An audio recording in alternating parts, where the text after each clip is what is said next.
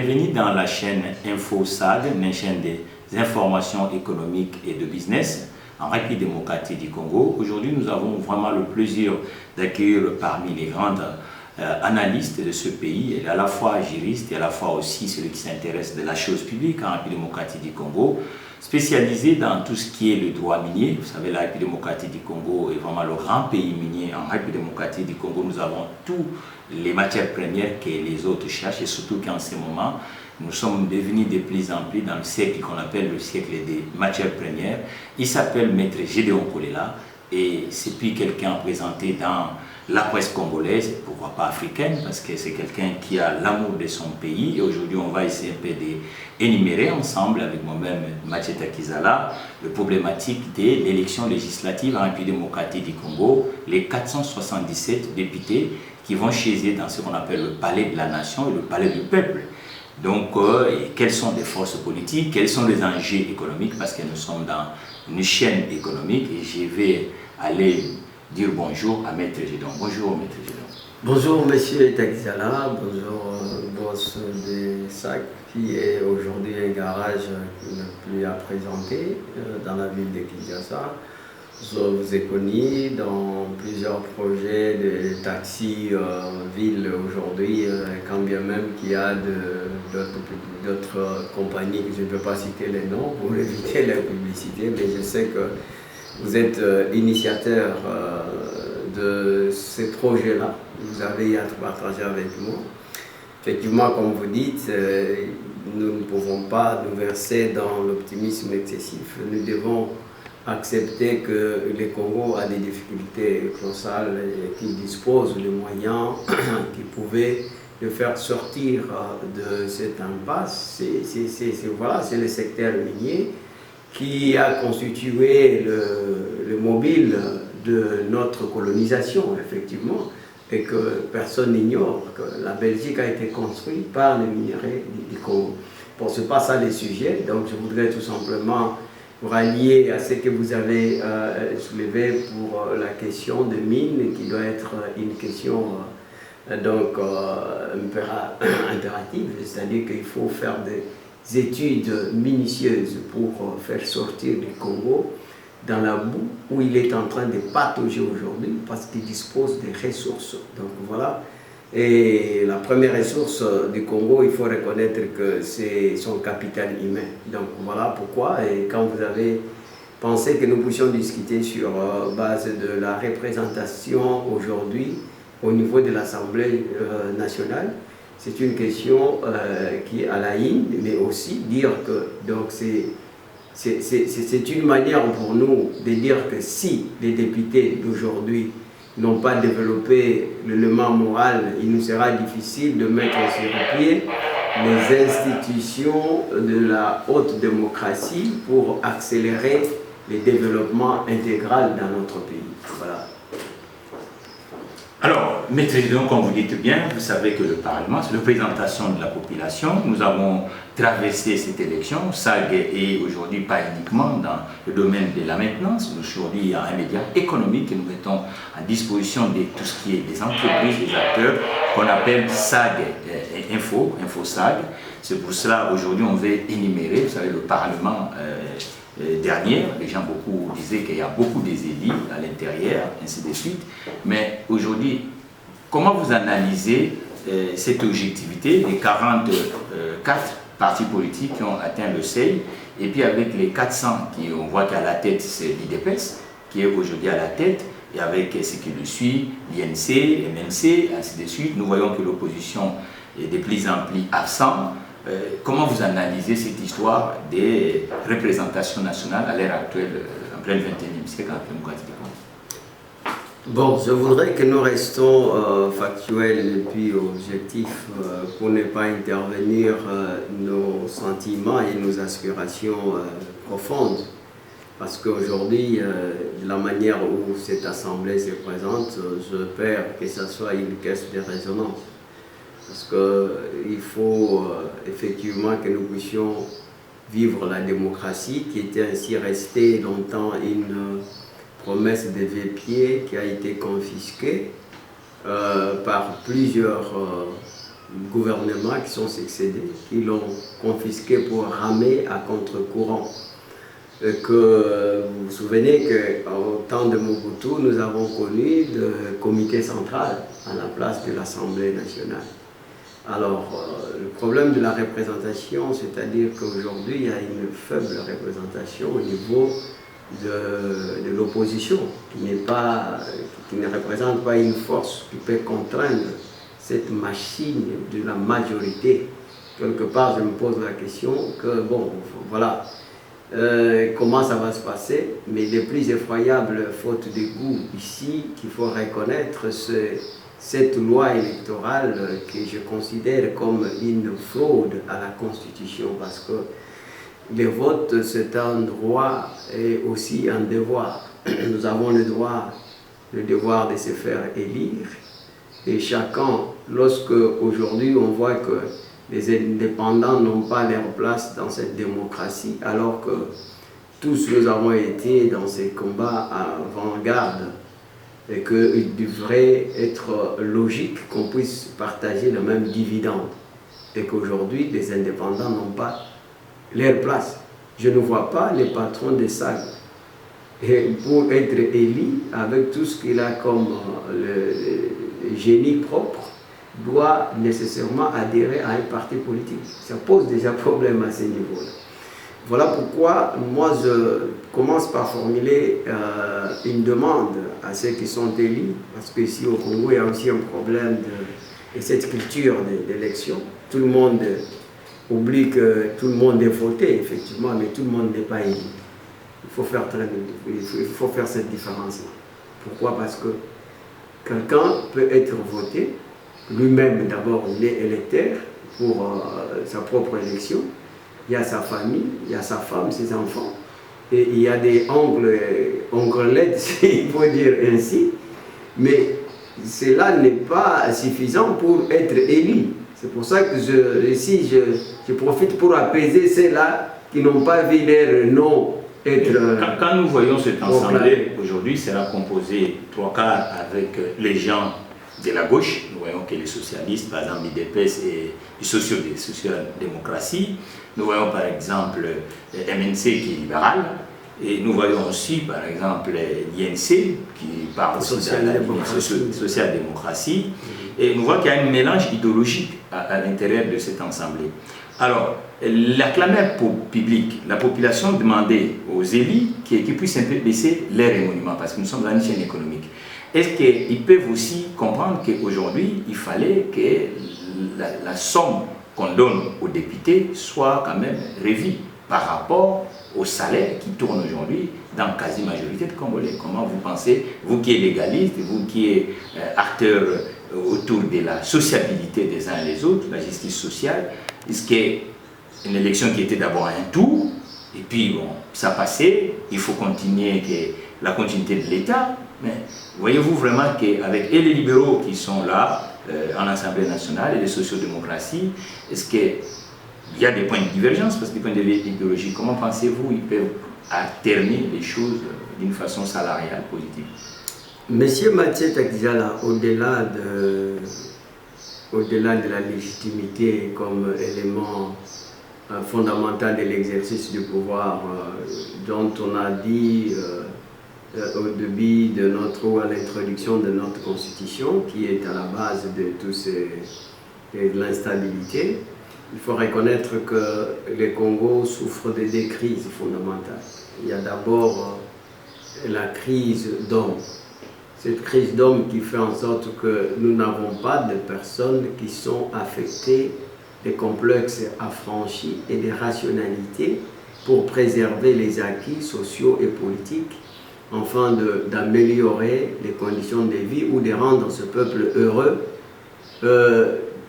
Donc par rapport à ce qu'ils étaient hier dans les régimes coloniaux. Et c'est là constituer le mobile des perspectives même de l'indépendance. Mais regardez, depuis l'indépendance jusqu'à aujourd'hui, nous sommes en train de patauger. On n'a pas encore trouvé la solution à ce niveau-là. Pourquoi? Parce qu'il y a cette crise d'hommes.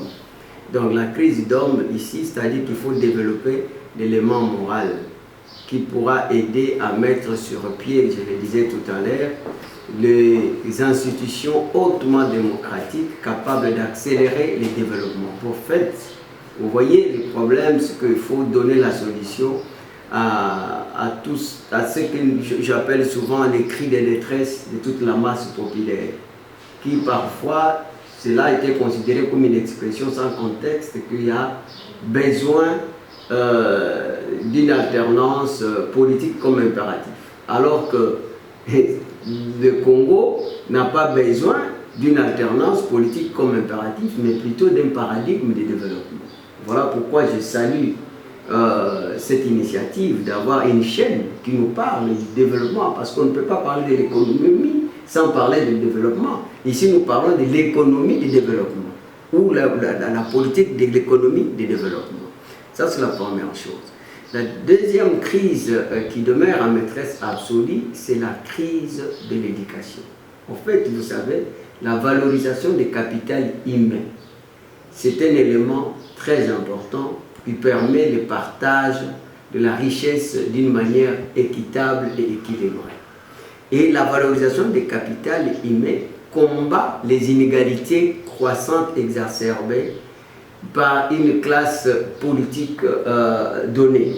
Vous voyez, donc ici, je me dis, l'éducation, parce que quand on parle de ça, les gens voient, non, nous avons des diplômes. Non, l'éducation est capitale si la conception prône le développement. Car, donc, l'éducation sans le développement, je pense que ça posera un problème.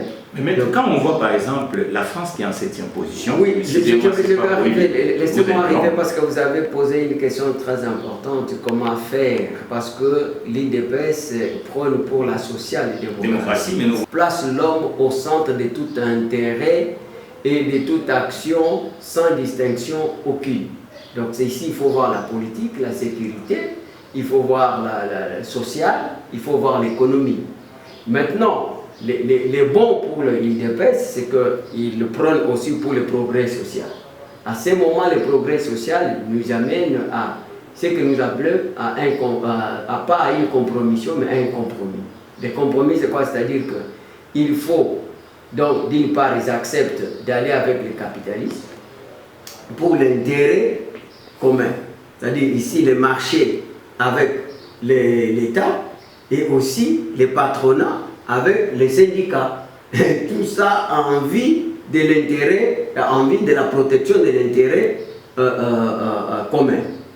Et à ce niveau, je ne vois pas de problème dans la manière où vous êtes dans le développement, je vous connais, et qu'aujourd'hui nous pouvons dire que la mondialisation a fait en sorte que le libéralisme puisse prendre le dessus sur la social-démocratie qui a échoué presque dans tous les pays, donc l'Europe du reste aujourd'hui, même dans l'Europe du Nord. Nous trouvons qu'aujourd'hui, là, les chômeurs ne sont pas payés. Maintenant, il faut créer que tout, donc on considère que l'homme reste l'artisan du développement. Oui, donc ça tombe bien, mais oui, à ce niveau, ça j'ai aimé la façon que vous atterrissez avec ce qui gangrenent la société congolaise. D'un côté, c'est l'immobilisme des Congolais, parce que nous avons un taux de chômage, vous le savez, il est à 2 chiffres, mais les 2 chiffres avec le 8 qui commence et avec un autre chiffre à côté. Donc on tourne autour de 80%. Maintenant, mon problème, c'est quoi? Nous avons vu par exemple Emmanuel Macron qui arrive et que l'échec dans la collectivité en France qui faisait que les partis politiques classiques ont échoué, les extrêmes ont évolué, c'est ce que nous appelons aujourd'hui le régionalisme, et de l'autre côté on dit l'extrême gauche ou droite. Et qu'est-ce que nous voyons à l'heure actuelle? La France qui est en 7e position des pays industrialisés, il fait un gouvernement avec 14 ministres. Maintenant je me dis, c'est ce que je vous ai posé, nous voyons qu'il y a les libéraux et les sociaux-démocrates.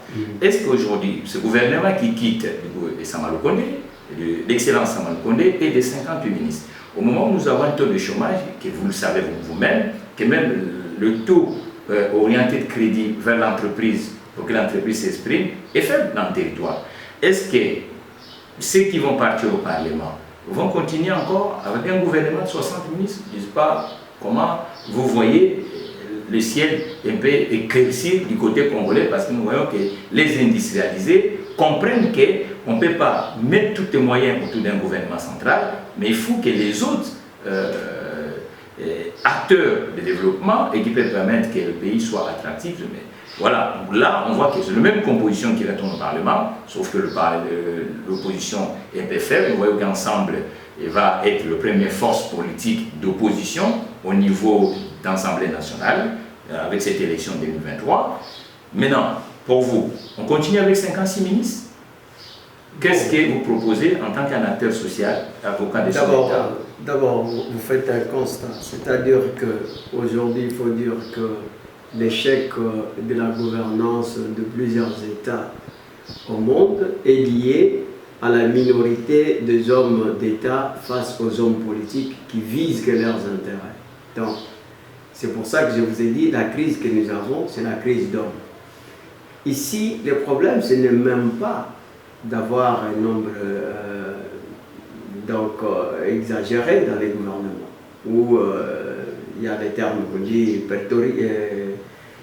rhétorique. Mais c'est le problème aussi que vous avez dit de voir le panier des ménagères. Et la clé de répartition doit être équilibrée et équitable. Maintenant, pour arriver à faire cela, c'est-à-dire qu'il faut que nous puissions nous résigner nous-mêmes. Donc, c'est-à-dire que chacun doit savoir que je suis venu servir, mais non pour se servir. Mais ici, le problème, c'est quoi? Le problème, c'est qu'il ne faut pas qu'un nombre soit au-delà de l'activité même. Parce que c'est cette activité qui nous amène à la production. Est-ce que la chaîne de production, parce que lorsque nous parlons de la chaîne de production, c'est l'ensemble de toutes les mesures, donc de toutes les mesures que nous considérons comme les acquis économiques. Mais est-ce que, effectivement, lorsque nous sommes en train de nous fixer des barèmes salariales au niveau du gouvernement, est-ce qu'au niveau des émoluments que les autres vont toucher, nous tenons compte de l'ordre de la chaîne de production? C'est ça les vraies questions qu'il faut se poser. Donc maintenant, est-ce que nous tenons compte de l'enseignant qui est l'homme le plus excellent du monde? Parce que sans l'enseignant, nous tous ici, on ne peut pas arriver aujourd'hui à se faire comprendre. Donc parce que nous avons quand même cette compétence et capacité de communiquer parce que nous sommes passés sur le banc de l'école. Alors, ce que vous dites, c'est quelque chose qui doit être comme, au fait, il faut développer cette culture, de savoir que nous allons, comme Mobutu avait dit à cette époque, un père égal à servir, mais c'est servir non. Mais cela a été resté comme une lettre morte. Pourquoi? Parce qu'on n'a pas intériorisé. Et c'était une valeur. Pour dire, moi je pense, c'est possible. Parce qu'aujourd'hui, quand vous voyez même la panoplie des candidats qui se sont bâtis, 23 000, et vous prenez pour la députation provinciale, c'était à 49 000. Vous prenez pour les communaux, sont à 50 000. Et on avait au moins, donc on a au moins 101. Et la plupart de ces gens, donc ils ont trouvé que l'activité économique rentable aujourd'hui n'est que la politique. Alors qu'on va dans la politique, c'est pour servir, c'est pas pour se servir. Est-ce que, maître, c'est la faute des gens ou parce qu'en face, il n'y a pas une alternative pour la population congolaise? C'est-à-dire que les années 72, on n'a plus de secteur privé. Maintenant, avec ce Parlement, c'est une question que je vous pose. Est-ce qu'ils vont répondre à des couches qui peuvent permettre à la République démocratique du Congo de retrouver c'est naître la noblesse sociale, c'est que vous cherchez tant. Première couche, l'actif professionnel, c'est les entrepreneurs, parce que cette chaîne est des entrepreneurs et des investisseurs. Est-ce qu'il y aura vraiment des réponses destinées aux entrepreneurs? Parce que l'écosystème manque pour les entrepreneurs et démocratique du Congo. Vous savez que nous avons un problème d'énergie, vous savez que nous avons un problème de financement, nous avons un problème logistique énorme. Donc les infrastructures, dans tous les coins, l'entrepreneur ne peut pas circuler. Et parmi les investisseurs qui peuvent accompagner l'entrepreneur local, c'est aussi nos compatriotes de la diaspora qui est autour de 20%. Est-ce qu'avec ce groupe qui va représenter les intérêts de la démocratie du Congo, pensez-vous vraiment qu'ils vont mettre un peu le marquet de ce qui nous a manqué pendant longtemps, où on a négligé le secteur privé et puis on n'a pas donné vraiment plus d'accent sur capitaliser autour de la diaspora de la démocratie du Congo? Bon, la diaspora a un rôle capital à jouer donc, dans l'économie nationale. Donc, ici, vous soulevez une question que beaucoup de gens ignorent. C'est-à-dire que je ne connais pas un pays qui s'est développé sans le secteur privé. Le secteur privé doit être au cœur du développement. L'État n'a que le devoir d'envisager des mesures pouvant permettre les hommes d'affaires ou les entrepreneurs d'avoir l'accès au crédit. Malheureusement, ici aussi, nous n'avons pas de banque de dépôt. Il faut créer des banques de dépôt. Et vous savez, les questions que vous soulevez, ça m'amène à une lecture commémorative du passé qui fait partie de notre histoire, où on savait que les hommes d'affaires, ce sont eux qui avaient l'argent. À l'époque, on parlait de gens comme des Kansebou, on parlait de Monvier de première ligne d'Ilandos, on parlait de NBK, la nouvelle banque de Kinshasa. De Golo. Oui, il y avait des banques agricoles qui accompagnaient des compagnies comme à l'époque, on parlait de Osakaf. Et vous savez que c'est Osakaf qui a soutenu la GECAMI. Donc sans Osakaf, on ne pouvait pas parler de la GECAMI. Beaucoup de gens oublient que c'était les cacao, c'était les caoutchoucs de l'Équateur et les cafés donc, qui ont fait en sorte que à chaque fois que la GECAMI était en faillite, c'est Osakaf donc, qui venait en rescousse, c'est-à-dire que financer, et qu'il y a aussi des gens jusqu'aujourd'hui, des Mongolo-Diaka, et tout ça, beaucoup de gens qui disposent des dettes pour cette société-là. Donc voilà, et qu'aujourd'hui, si on ne va pas penser à ce que le secteur privé soit au centre du développement, là, je pense que déjà, on va partir sur base d'un échec couillant. Donc ici, aujourd'hui, j'interpelle ceux qui sont élus, ils doivent savoir que sans le secteur privé, nous n'allons pas nous en sortir. Et il est temps pour que le gouvernement Tshisekedi travaille dans ce sens-là. Je jette de fleurs, je vis quand même cette manifestation d'une bonne foi, d'une bonne volonté, avec les jeunes entrepreneurs Kachal, je pense, avec Miguel avec l'entrepreneuriat, la sous-traitance au niveau des secteurs miniers. Mais il faut que ça soit dans tous les secteurs. Ce n'est pas possible qu'aujourd'hui, nous sommes incapables de relancer l'économie nationale et qu'on doit espérer que d'autres étrangers nous amènent les chinchas. J'ai aimé ça que vous avez dit. Qui dit l'économie, c'est des pieds. Nous avons la partie privée et la partie étatique. Ouais. Dans la partie étatique, ce pays a eu déjà une culture des grandes entreprises. Moi, dans cette chaîne de l'économie de l'investissement, InfoSAG, on avait traité la semaine dernière les grandes entreprises qui ont fait la fierté de la démocratie du Congo. MIBA par exemple, Bakwara, qui a eu tout seul, c'était le Grand Kassai et le Bandundu, même le Polville de l'époque, dépendait de cette industrie. Et par exemple, vous parlez de l'Osakaf, ce qu'on avait appelé l'autre fois CDI Bouamanda. C'est-à-dire que c'était une association, mais à caractère économique, qui achetait même pour les planteurs. Vous savez, le secteur vert, Unilever par exemple, Telzet, tout ça, de suite. Or, nous avons des grandes entreprises. Aujourd'hui, nous avons 477 élus qui représentent l'entièreté de la démocratie du Congo.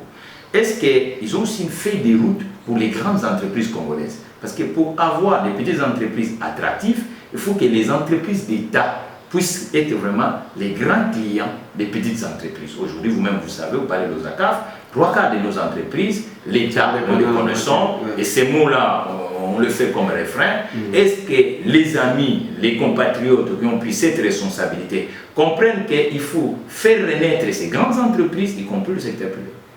Oui, bien entendu, je parlais des secteurs privés, mais il faut aussi penser au partenariat public et privé. Et c'est une relance qu'il faut, sans laquelle nous n'aurons pas un service de l'État capable qui va répondre aux infrastructures. Vous savez que, et comme vous le dites, pour ceux qui ne savent pas, que effectivement, lorsqu'on parlait de la MIBA, cette MIBA ne fonctionnait pas sans qu'il y ait de partenaires. Il y avait toujours des partenaires. Donc vous ne pouvez pas aujourd'hui, c'est là où je peux dire que M. Bemba, parce que lui, il prône pour le libéralisme, donc les capitales, c'est en plus qu'il peut amener à côté de M. Tshisekedi. M. Julien Paluku, j'ai appris aussi que son parti politique prône pour le patronat. Donc c'est ça, nous attendons tous ces gens, c'est le moment maintenant et que ça tombe au point nommé parce que, comme Macron nous a prêché par l'exemple, qu'aujourd'hui, pour développer un pays, il ne faut pas que nous puissions rester dans nos cocons, dans les chantiers bâtis, pour dire je suis des social-démocraties, je reste, ou je suis des libéraux ou des libéralismes, je reste. Non, mais les deux peuvent marcher ensemble. Je vous ai montré la possibilité où, aujourd'hui, avec les progressistes, donc comment nous pouvons concilier les gauches et la droite pour pouvoir marcher ensemble. Donc vous avez raison de dire que maintenant, le problème c'est qu'il ne faudra pas que la clé de répartition pour la relance de ces grandes entreprises, qu'on pense aux politiciens, parce qu'ils ont dépensé leur argent, ils doivent se retrouver. Parce que je vous dis, mais ce qu'il dit a un problème sérieux aujourd'hui. C'est l'homme le plus endetté parce qu'il a été élu à 73%. C'est énorme. C'est-à-dire que tous les yeux des Congolais sont fixés par lui. Vous dites, je dis, il a un problème, je vais finir par là, que dans nos entreprises, quasi-totalité, vous trouvez que les gens qu'on nomme là-bas, la première des choses qu'ils amènent leur famille. Les gens qui n'ont pas une tête à plombe pour une relance donc, de ces entreprises-là. Donc il faut commencer d'abord par un travail en amont. Ce travail en amont, c'est-à-dire qu'il faut faire le contrôle minutieux des gens qui travaillent dans l'entreprise, les bureaux des ADG, les bureaux des PCA, qui sont là-bas. Vous allez voir que ce ne sont pas les gens outillés, ce sont des membres de famille. Il y a même des gens qui touchent de l'argent, mais ils ne viennent pas au travail parce qu'il est l'enfant de DG, parce qu'il est l'enfant de PCA. Donc il faut qu'on puisse vraiment ouvrir l'œil et les bons pour servir ce pays. Mais le Parlement fonctionne avec des commissions. Nous savons bien que nous avons parmi des commissions importantes du Parlement national, c'est l'ECOFIN, Finances et Économie. Et de temps en temps, quand le secteur ne marche pas dans la démocratie du XXIe siècle, il faut qu'on puisse interpeller, par exemple, les acteurs sectoriels, le patron que nous sommes, les entrepreneurs, de temps en temps, au sein de l'hémicycle, que nous puissions quand même voir les éclairages. Est-ce qu'aujourd'hui, avec ces élus, qu'est-ce que vous les direz? Parce que nous avons une grande responsabilité. J'ai même un compatriote du côté de Bruxelles qui avait écrit à cette chaîne en disant le président Tshisekedi a été élu en 73%, mais ce sont des populations, mais ces concitoyens demandent toujours aux organisations étatiques de permettre à M. Tshisekedi de bien concilier avec son peuple. C'est-à-dire qu'il faut que M. Tshisekedi puisse comprendre que c'est les agriculteurs, ce sont son peuple qui va créer des ressources, les enseignants, comme vous avez dit, les entrepreneurs. Il faut que le protocole d'État permette quand même que M. Tshisekedi, qui a été élu dans le suffrage de sa population, puisse maintenant travailler avec la population. Mais vous qui tournez toute cette grande ville de Kinshasa et qui est dans le plateau pendant presque, depuis que je suis ici 60 mois, je vois que vous avez cet esprit-là de que ça avance. Qu'est-ce que vous allez conseiller? Parce que le problème, ce n'est pas uniquement M. Tshisekedi, c'est ces acteurs que nous voyons que c'est des forces politiques qui sont au niveau de l'Assemblée nationale. Mais humblement, nous sommes en retard parce que nous sommes en retard, il ne faut pas être agité. Qu'est-ce que vous allez conseiller à nous, c'est nos compatriotes? Parce que l'histoire de ce pays, l'horloge, on dirait, ça sonne toujours du côté un peu comme vous le connaissez. Vous savez, M. Takizala, contrairement à ce que peut-être vous pouvez avoir comme idée ou la lecture sur moi, Parfois, je vous dis que je suis en quelque sorte contre cette démocratie qu'on exerce d'une manière indirecte par des courtiers, parce que la plupart de nos députés sont des courtiers. Vous voyez, cette démocratie, ce n'est pas exercée d'une manière directe. Donc le peuple passe par des courtiers, et ce sont des courtiers qui exercent le pouvoir à leur place. Et ça pose problème. Donc ce que vous dites, vous avez pratiquement raison. J'ai eu la grâce d'être à côté de certains DG comme leurs conseillers ou assistants, tel qu'on le dit bien, et quand bien même la plupart de ces gens n'aiment pas la vérité. Quand vous êtes quelqu'un qui veut dire la vérité, vous vous gênez, et il va vous dire que vous bafouez sur l'autorité. Mais j'ai assisté quand même à un exercice important que j'aime. Je ne sais pas si ça s'est fait aussi au niveau du Parlement, parce que c'est une institution dissuasive. Vous voyez qu'aujourd'hui, Alinguet, il est comme un homme seul, alors que c'est parmi les institutions dissuasives, il fallait commencer par le Parlement.